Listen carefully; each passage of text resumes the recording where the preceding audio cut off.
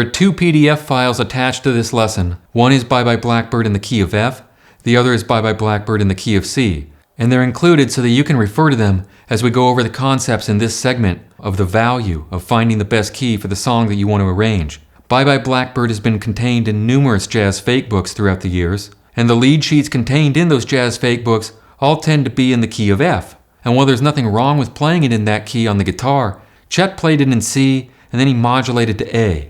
When it comes to coming up with a good key for your solo guitar arrangement, here are a few things to keep in mind. First, just because something is written in a certain octave doesn't mean you need to keep it in that octave.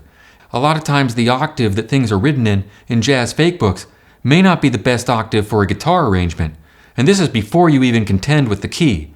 If you look at the range of where Bye Blackbird is written in the original version contained in so many fake books, it's in the key of F, and it would have you begin the melody on the A note in the middle of the guitar.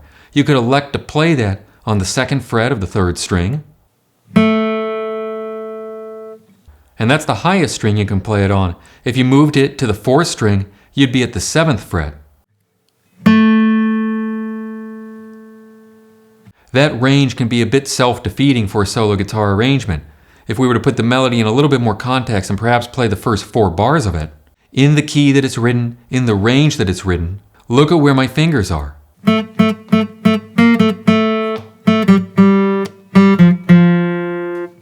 Right off the bat, and this is the case whether you're coming up with a jazz arrangement, or a finger-picking arrangement, or a beautiful flowing solo guitar arrangement of pretty tunes, when the melody of whatever you're arranging falls below the 3rd string, and in that case we started on the 3rd string and wound up down on the 4th string, the end result is that the melody is into the range of the guitar where otherwise you would be holding down the chords in order to accompany yourself in a solo guitar arrangement. For example, with an alternate picking Chet thing, if we were to try to thumb pick that in the original key, in the original range, notice the problem that immediately happens.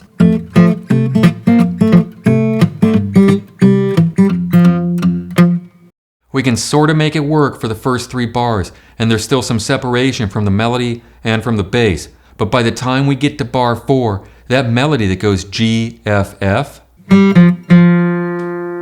interferes badly with the thumb picking, because the thumb picking pattern is between the 1st fret on the 6th string and the next octave up at the 3rd fret on the 4th string. But because in bar 4 the melody of the tune winds up at the 3rd fret on the 4th string, we have a conflict between the accompaniment and the melody, which is why it falls apart. The best we could do, if for whatever reason we were forced to play things there under duress, would be to adapt things in the bass and no longer alternate, perhaps just droning on the 6th string.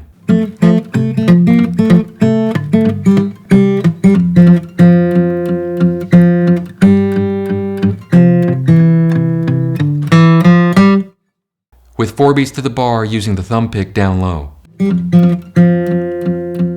But here's the reality. It sounds awkward to do that.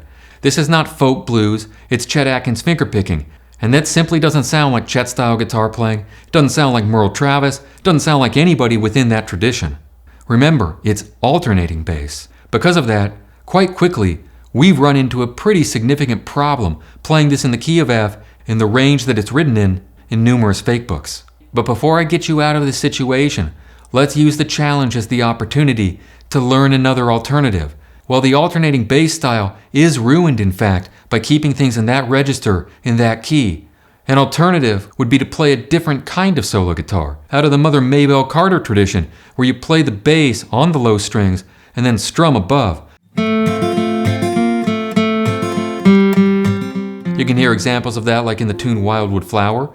But without being a jazz snob, I'm sorry. For Bye Blackbird, that's just a little too square. And I love country music. I will never, ever, ever, ever remotely say anything remotely snotty about country music. The history of country music is essential stuff. But it's a different vocabulary. Chet was really good at having one foot in both worlds. And when he played Bye Blackbird, it was great. There wasn't anything remotely square about it at all. But doing the Maybelle Carter thing on it, I'm sorry, that just wouldn't fly. If you raise the melody by 1 octave and stay in the key of F, you get rid of the conflict with the alternating bass. But look at the positions that my hands have to go into. The hands had to span between this register of the fingerboard and then move way down here for bars 3 and 4. Because those were the chord formations that made sense. If I tried to place this melody on the first string, never going to work there. This partial bar with the index finger across the 5th fret, combined with the remaining 3 fingers being taken up in the chord voicing, means that I'm stuck and I can't get up to the 6th fret for the melody when I need to. The end result is things fall apart and it sounds horrible. Everything else underneath it falls apart. Even if it's only one beat, if it falls apart for one beat, if you're experienced, it's one beat and it sounds like a slight, momentary little flub. If you're inexperienced, throws the entire thing off, might completely make you stop. But from the 8th fret to the 10th fret on strings 5, 4, 3, 2, I can get away with playing the melody and holding down the F chord and still having a nice Chet-style sound. It's just that when bars 3 and 4 come, I'm back in the same situation. If I stay in the same region of the fingerboard where I started out, I have some challenges. They can be worked around, but I have some challenges. For example, if you start with the melody here at the 10th fret, and you harmonize that with a G7 chord underneath, then when the melody note goes back to the 8th fret for the note G, you have to readjust in the left hand.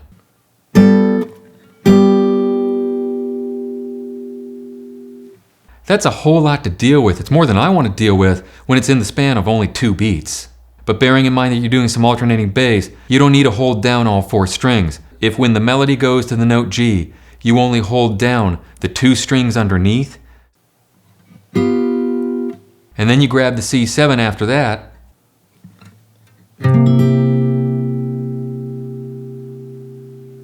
you can make it work. But then in measure 4, the melody does this. Probably the best way to accompany that melody is to take the shape of a C chord and move it up into position.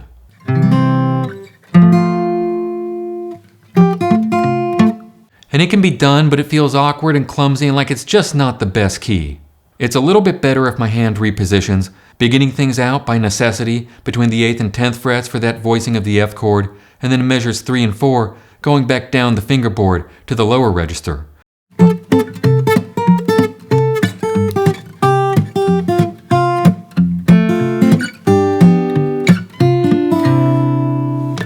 But the whole thing is a compromise, and it's just not the ideal key. I mentioned earlier that Chet does this in the key of C, and then he modulates to the key of A. What do C and A have in common? They're different keys, but they're both guitar keys. They contain plenty of open strings, and they both lend themselves to chord voicings where you can mix fretted notes with open strings. So by choosing keys like those, you instantly do yourself a favor when playing solo guitar, and poise yourself to come up with some kind of an arrangement where you can practice a lot more efficient economy of motion. At this point, I would recommend looking at the PDF file of Bye Bye Blackbird that I transposed to the key of C, and you can follow along to see how that makes everything so much more efficient for a solo guitar arrangement. The opening melody now begins on the high E string open,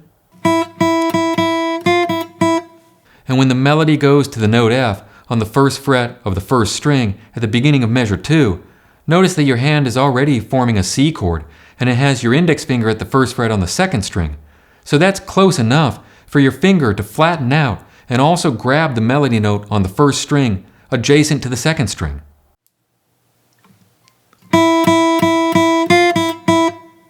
One finger can cover both strings when it's time for that melody. Immediately, within the span of 1 bar, we have vastly improved economy of motion.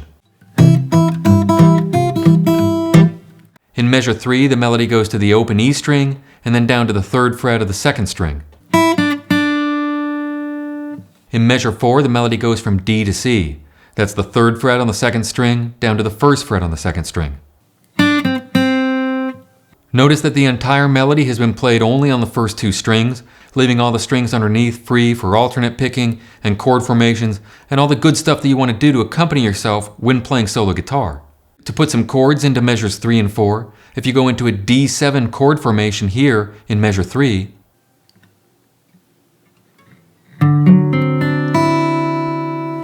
that covers the first 2 beats of measure 3. And then to get to a good G7 voicing, you can just readjust your hand in the same region of the fingerboard, with your second finger lifting up and repositioning to the 3rd fret on the 6th string, and your 3rd finger lifting up and landing at the 3rd fret on the 4th string. Your pinky just has to travel from the 5th fret on the 3rd string to the 3rd fret on the 2nd string. Now you have a G7 voicing with the open 3rd string in between.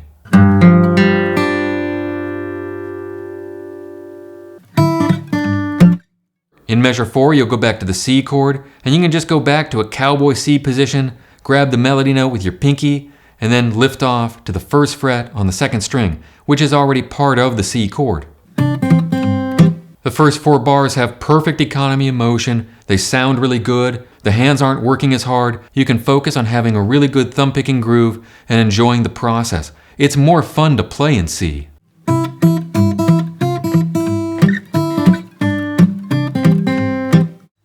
Measures 5 through 8, the melody does this.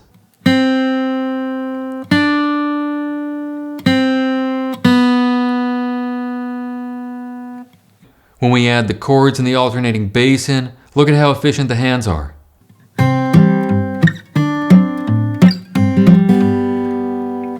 The key of C is simply better for fingerpicking this than the key of F was. Of course, the melody goes on from there, and the tune continues. And if I was just showing you how to play things by rote, you'd have tab for it, and I'd be going through the entire thing fret by fret, string by string. But that's not the great lesson here. Let's wait to move any further in the tune until after we've made some sense out of the second foundational pillar of arranging for solo guitar: chords.